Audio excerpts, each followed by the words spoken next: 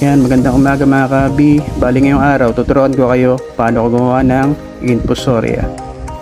Ngayon, ang kailangan lang natin na kumuha ko rito ng dahon ng saging sa may likod bahay. Yung iba ginagamit yung bulok na prutas ata or gulay. Pero ako ito lang gamit ko kasi meron tayo nito at marami tayo nito sa likod bahay. Ngayon, naghanda na ako ng isang container diyan.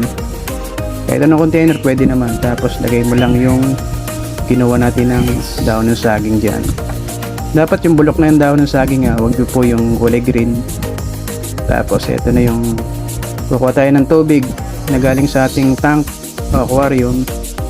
Tapos sasalinin na po natin siya.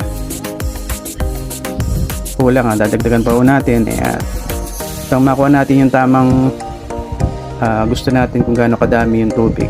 Ayan. Tapos tatakpan na po natin container.